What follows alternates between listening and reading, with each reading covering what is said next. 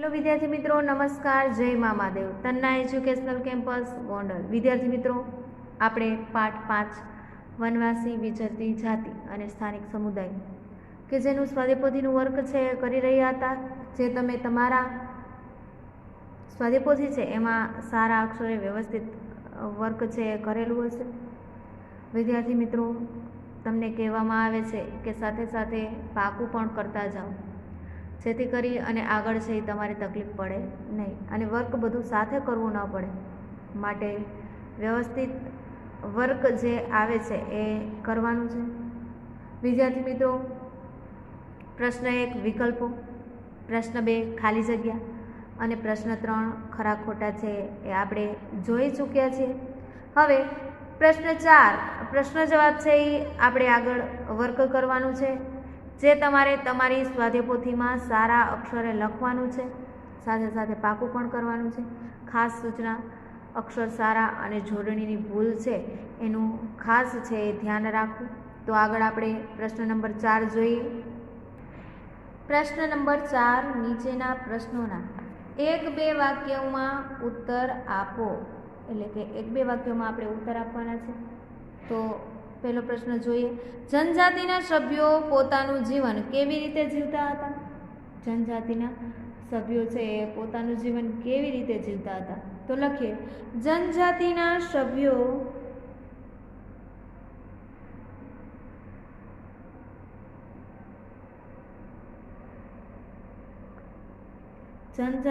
સભ્યો શિકારી,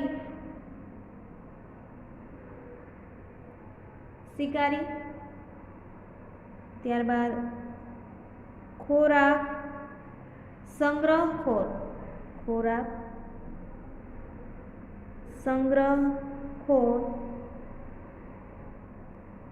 પશુપાલક,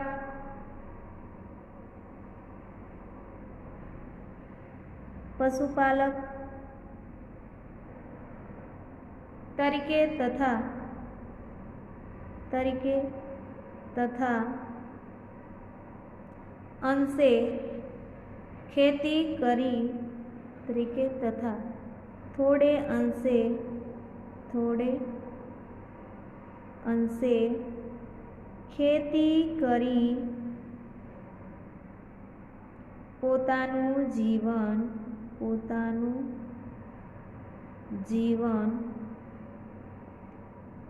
જીવતા હતા। ત્યારબાદ 2, વિચરતી કે વિમુક્ત જાતિ કોને કહેવાય? વિચરતી કે વિમુક્ત જાતિ કોને કહેવાય? તો આપણે લખીએ, જનજાતિઓમાંની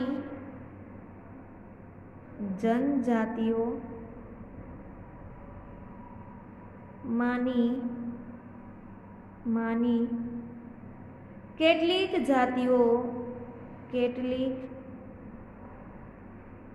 જાતિઓ એક જગ્યાએથી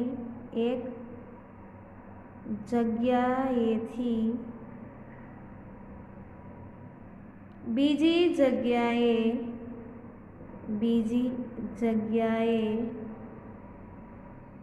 ભટકતી રહેતી,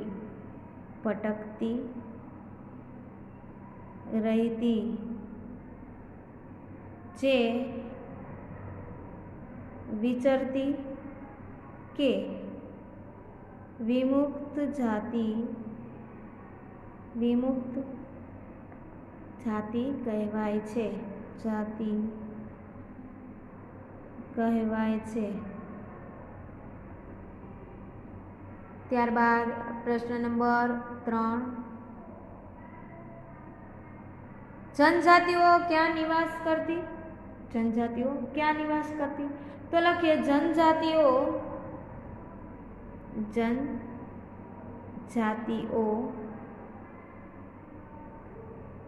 જંગલો, પહાડો, રણ અને દુર્ગમ જગ્યાઓ જગ્યાઓ પર નિવાસ કરતી। ત્યારબાદ પ્રશ્ન નંબર 4 આપણે જોઈશું। સમય જતાં જાતિ આધારિત સમાજ અને જનજાતીય સમાજમાં પરિવર્તન શા માટે આવ્યું? તો લખીએ જાતિ આધારિત સમાજ, જાતિ આધારિત સમાજ અને જનજાતીય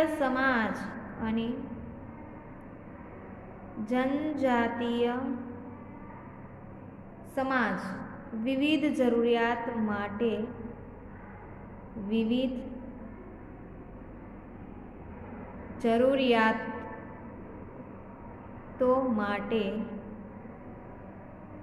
એકબીજા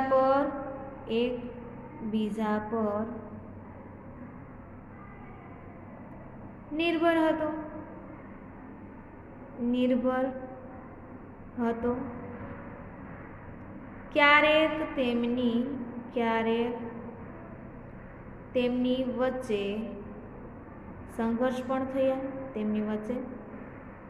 સંઘર્ષ થયેલા પણ જોવા મળે છે। સંઘર્ષ પણ થતા આમ સંઘર્ષ અને નિર્ભરતાના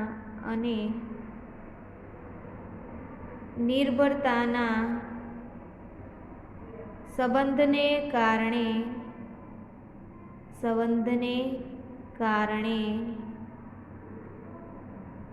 બંને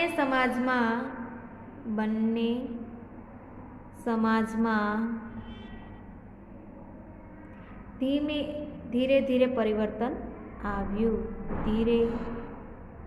ધીરે પરિવર્તન આવ્યું। 5 ભારતમાં ઉત્તર પૂર્વ ભાગમાં કઈ જનજાતિઓનું પ્રભુત્વ હતું? તો ભારતના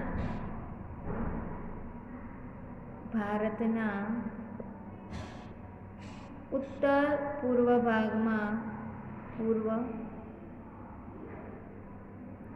ભાગમાં નાગા, કુકી, મિઝો,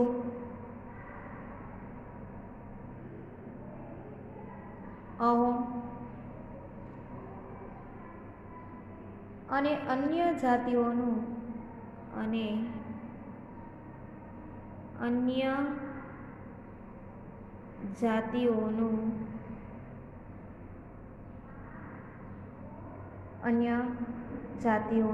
પ્રભુત્વ હતું।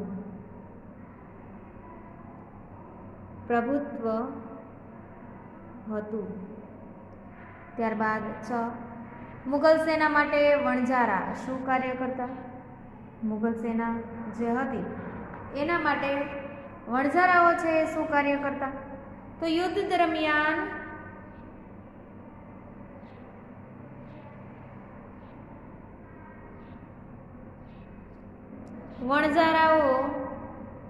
વણજારાઓ એક સાથે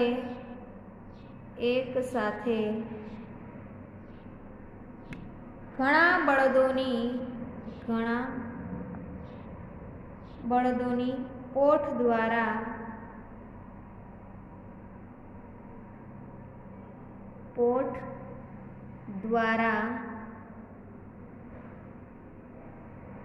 મુગલ સેનાને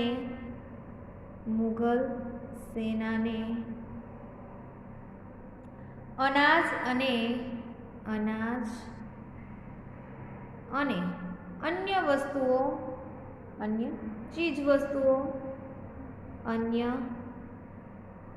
ચીજ વસ્તુઓ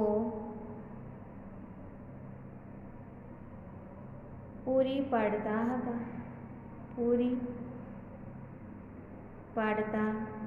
હતા। ત્યારબાદ 7 વિચરતી વિમુક્ત જાતિઓ કયા પ્રાણીઓના વેપાર સાથે સંકળાયેલી હતી? વિચરતી વિમુક્ત જાતિઓ કયા પ્રાણીઓના વેપાર સાથે સંકળાયેલી હતી? તો વિચરતી વિમુક્ત જાતિઓ વિચરતી વિમુક્ત જાતિઓ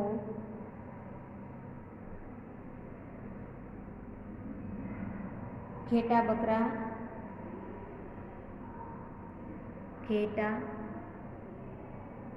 બકરા, ઘોડા, ગાય, ભેંસ, ગાય, ભેંસ અને બળદના વેપાર સાથે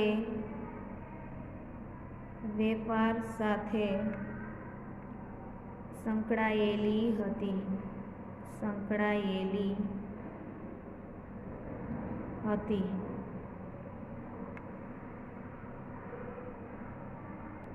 8. વર્ણ પર આધારિત સમાજમાં કોને જાતિનો દરજ્જો આપવામાં આવ્યો? વર્ણ આધારિત સમાજમાં કોને જાતિનો દરજ્જો આપવામાં આવ્યો હતો? તો આપણે લખીએ વર્ણ આધારિત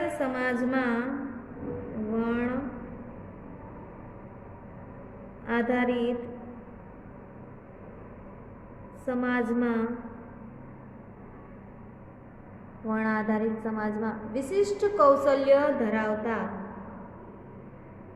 વિશિષ્ટ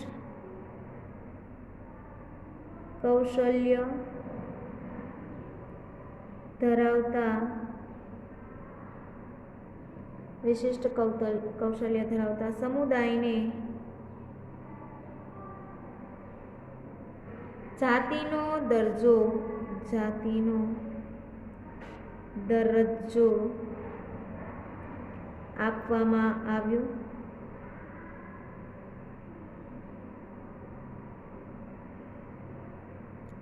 9. રાણી દુર્ગાવતીને કોણે હરાવ્યા?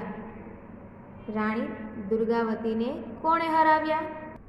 તો લખીએ આપણે ઈસવીસન 1565માં આસિફ ખાનના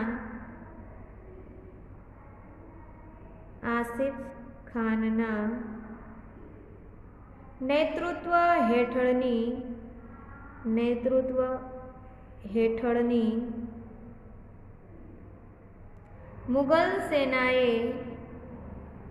મુગલ સેનાએ રાણી દુર્ગાવતીને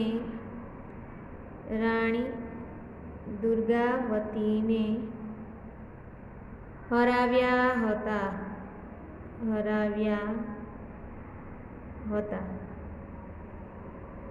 ત્યારબાદ 10. પાઇક કોને કહેવાતા? તો આપણે લખીએ અહોમ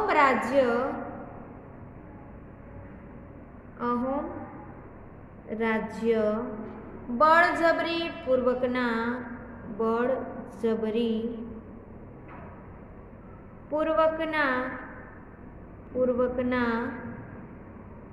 શ્રમ પર આધારિત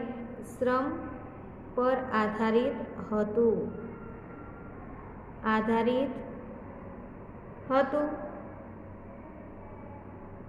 રાજ્યમાં જે લોકો પાસે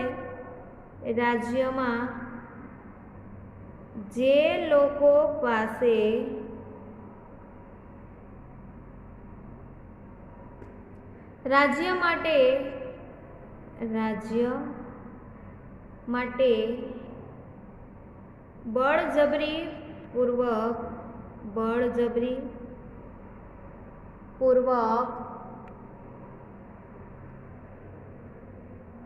કામ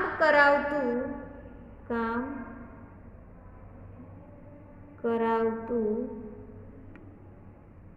તેઓ પાઇક કહેવાતા.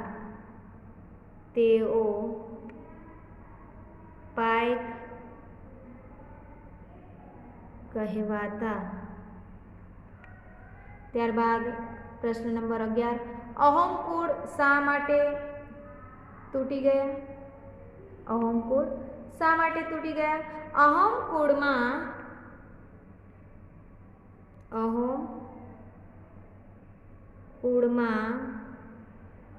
વસ્તી ગણતરીને આધારે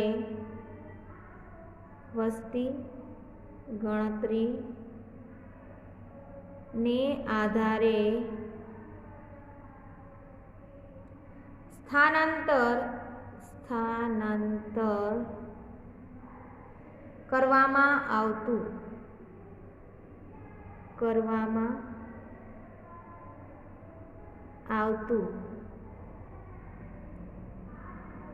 વધુ વસ્તી ધરાવતા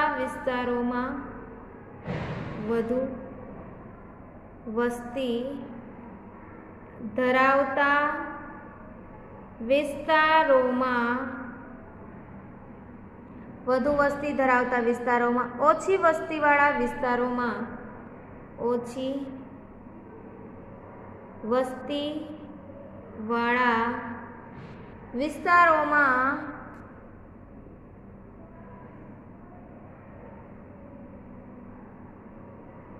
ખસેડવામાં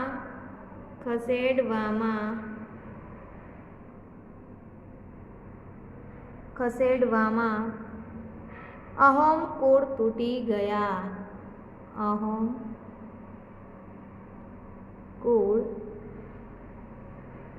તૂટી ગયા.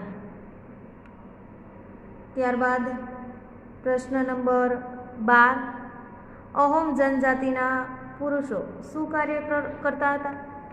તો અહોમ જનજાતિના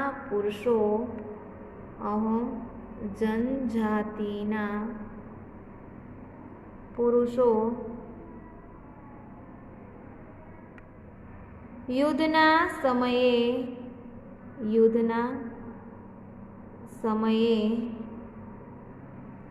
સેનામાં જોડાઈને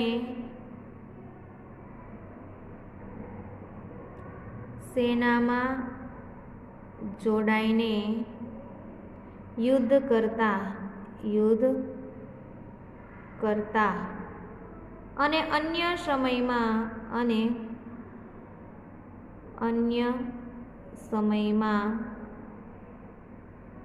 ખેતરોમાં સિંચાઈ વ્યવસ્થા જેવા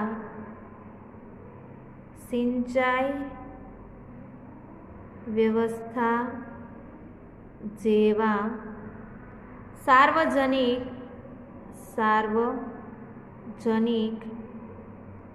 કાર્યો કરતા.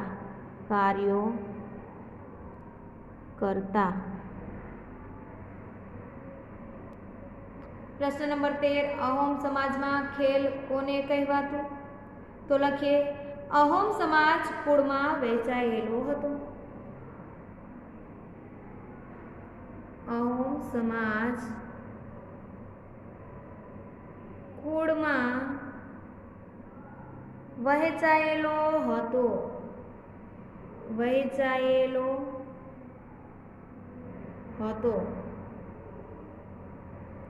તેમના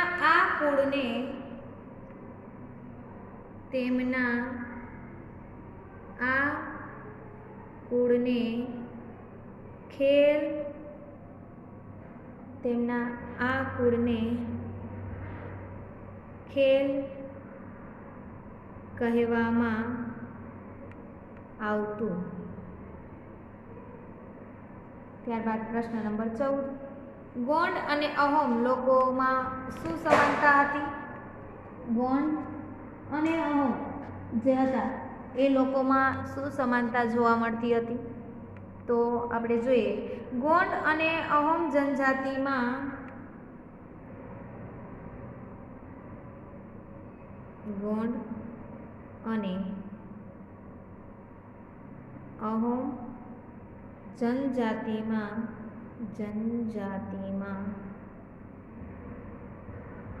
એ સમાનતા હતી કે બંને જનજાતિની વ્યવસ્થા કેન્દ્રીકૃત હતી. બંને સમાજમાં સમય સાથે પરિવર્તનો આવતા હતા.